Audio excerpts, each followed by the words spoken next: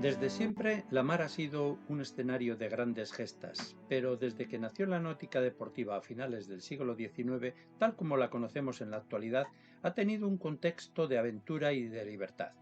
Pero tras su creciente popularidad, las autoridades de los diferentes países no han permitido que estas actividades escapasen a su control, originando, entre otras cosas, lo que ahora llamamos banderas de conveniencia. La reglamentación de la Unión Europea permite a las embarcaciones deportivas el abanderamiento en cualquiera de sus países.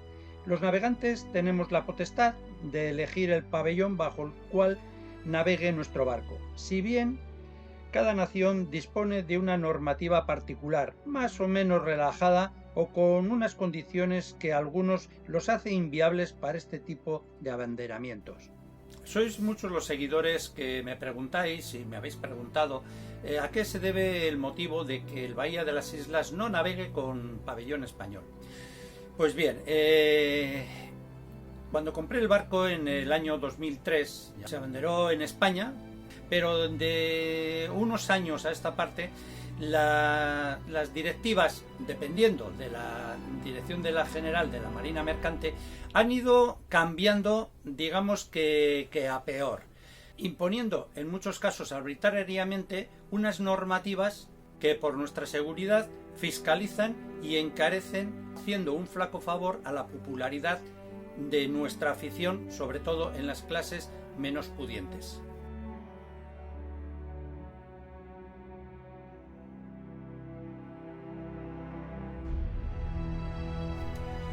Desde mi perspectiva y limitados conocimientos sobre normativas y abanderamientos, voy a mojarme y dar una opinión personal a grandes rasgos que viene a ser el parecer general de muchos navegantes. Hace unos cuantos años, algún sesudo legislador se le ocurrió desvincular la náutica deportiva de las capitanías militares para pasarla al estamento civil de la Dirección General de la Marina Mercante, previa privatización del sector. Por entonces fueron creadas unas zonas de navegación y desde entonces el tradicional despacho de buques que realizábamos por un módico precio cada 5 años pasaba a ser una inspección técnica de buques, encareciendo tremendamente la tramitación, con unas subidas de hasta incluso un 500%, por el mero hecho de que el inspector de turno acreditado te eche un somero vistazo a la embarcación y te selle los certificados correspondientes. Este gravamen, que algunos han tildado de impuesto revolucionario, no es un gran problema para las embarcaciones que no abandonan el territorio español.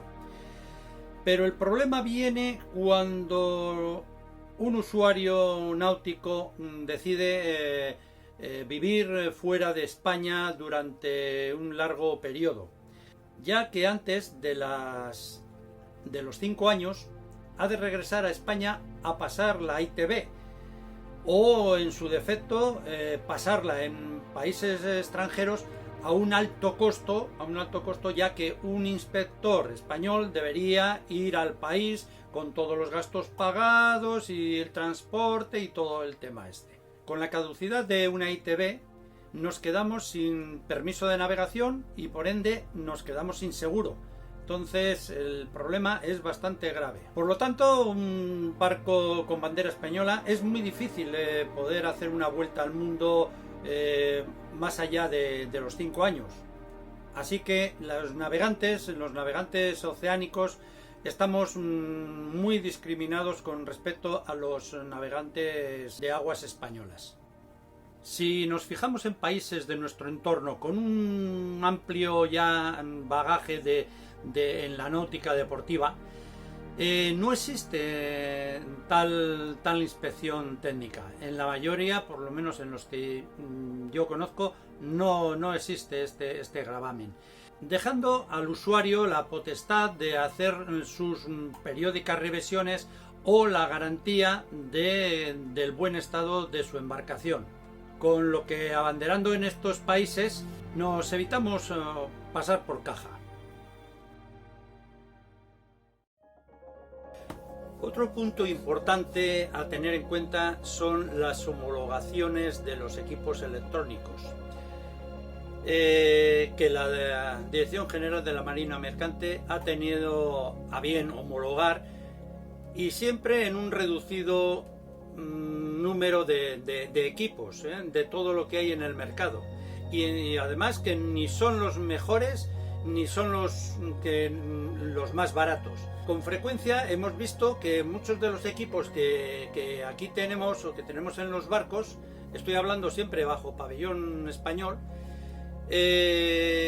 han descatalogado algunos de esos equipos y no hemos tenido más remedio que desinstalar esos equipos para instalar los que han vuelto a homologar, que en la mayoría de los casos son similares. La instalación de los equipos no puedes hacerlo tú mismo, aunque seas ingeniero en electrónico, no puedes instalarte tú una radio o cualquier equipo, porque tiene que hacerlo una empresa que esté homologada por la Dirección General de la Marina Mercante. Con bandera de conveniencia, todos estos problemas no existen.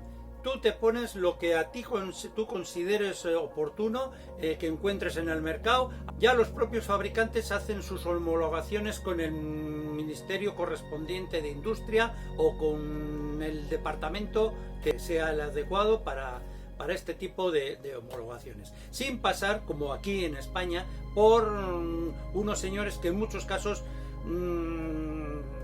dudo yo incluso de sus conocimientos.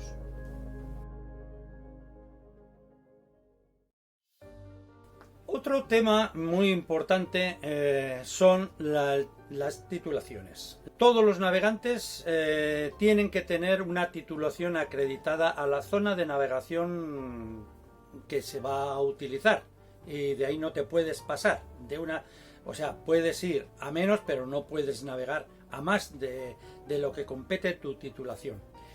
En los últimos tiempos, la Dirección General de la Marina Mercante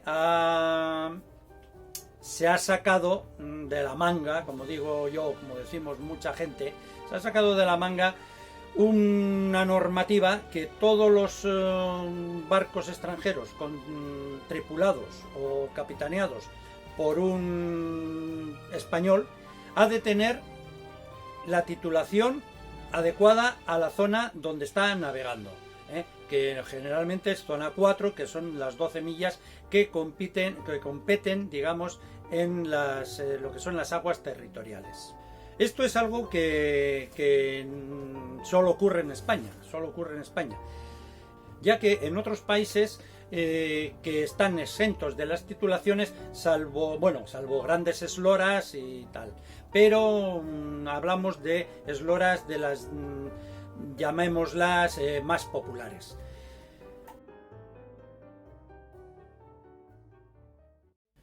Otro apunte negativo de la normativa española son las revisiones de los elementos de seguridad, tales como la balsa salvavidas o la radiobaliza, que la Dirección General de la Marina Mercante, por su cuenta, nos exige revisiones mucho más cercanas, o sea, más periódicas que lo que dictan el propio fabricante de esos elementos.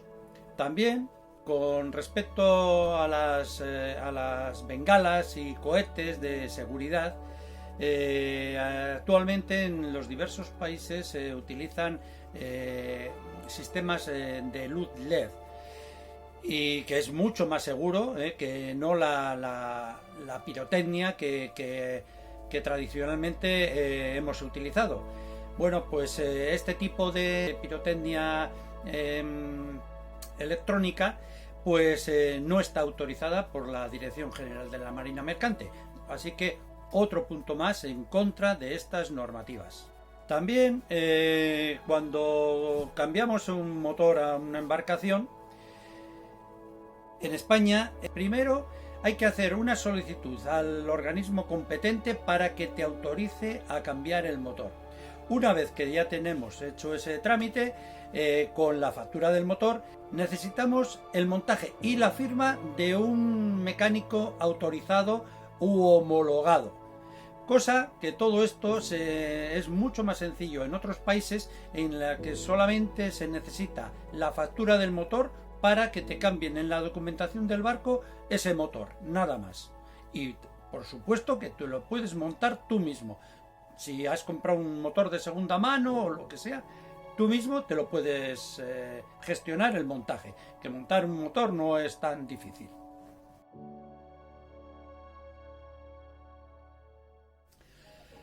Bueno, pues ya también comentar el por qué tantos cambios de bandera como he hecho aquí en el Bahía de las Islas. Revisiones había que hacer cada 5 años en España y mi intención era irme a navegar por el mundo. Pues cambié a bandera holandesa. Con el paso del tiempo empezaron las autoridades de alguna manera a presionar a esos países para dificultarnos el tránsito a sus banderas. Primero nos enteramos de que la bandera holandesa no era tal bandera, era un simple registro. Entonces las autoridades rápidamente, diciendo que la bandera holandesa no podían pasarse, no podían utilizarse en nuestros barcos. Luego presionaron, o debieron de presionar, a los belgas. Sacaron una normativa que para poder abanderar en el país belga, la propiedad del barco tenía que estar un 51% a nombre de un belga. Y ahora pues están pasando banderas polacas, banderas francesas, inglesas y demás. En la actualidad la bandera, una vez que la belga, que era la mayoritaria, se ha cortado, la gente mayoritariamente se está pasando a la bandera polaca, porque en unos días, con muy poquita tramitación, en unos días facilitan un permiso provisional, y en 15 días o poco más tienes la definitiva, la documentación definitiva del barco.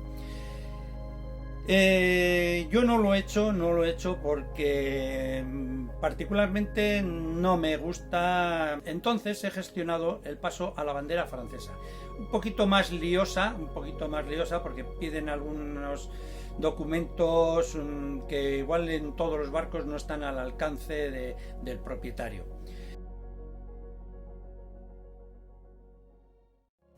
Por último, comentar que de todos los países que he visitado navegando con el Bahía de las Islas, me ha llamado la atención que la presión policial que sufrimos en España es muy superior al resto de los demás países.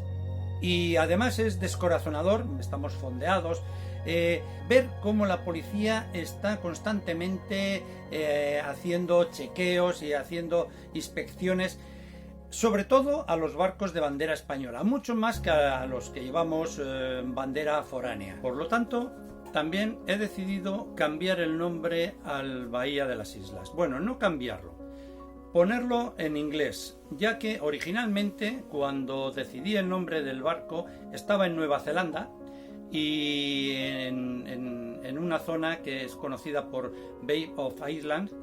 Así, de este modo, con el nuevo nombre oficial en inglés, seremos menos reconocidos cuando nos vean en los ais las patrulleras y nos molesten un poco menos, ¿no? Así, menos expuestos, menos explicaciones. Para finalizar con este vídeo, dar mi parecer y exponer lo que una gran parte de los navegantes y los usuarios de la náutica pensamos, que somos gente que amamos la mar, y como hay otra gente que disfruta de la montaña, y a toda esa gente no les exigen, no les examinan, no les piden normativas para andar por la montaña. Y ya sabemos que las comparaciones son odiosas, pero en la montaña se realizan más operativos de rescates que lo que es en la mar. O sea, que por peligro la mar no es que sea más peligrosa que la montaña, pero los navegantes tenemos cierta aureola de ricachos o de riquillos, y entonces parece ser que han visto aquí la gallina de los huevos de oro para sacarnos los dineros. Así que si las normativas se equiparasen a los países de nuestro entorno, otro gallo cantaría en la náutica deportiva española. Crecería mucho más, como hacen en Francia, en Inglaterra, en Alemania y en todos los países. Ya tenemos aquí nuestra bandera francesa, con un día un poco ventoso. Tenemos aquí nuestra bandera francesa que vamos a poner ya en el mástil. Cuarta bandera que ponemos al Bahía de las Islas. Bueno, ahora se va a llamar oficialmente Bay of Islands.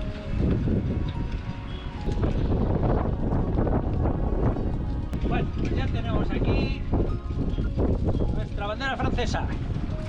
Ahora solo falta que me llegue la documentación, porque ya está todo en marcha, y pronto a navegar.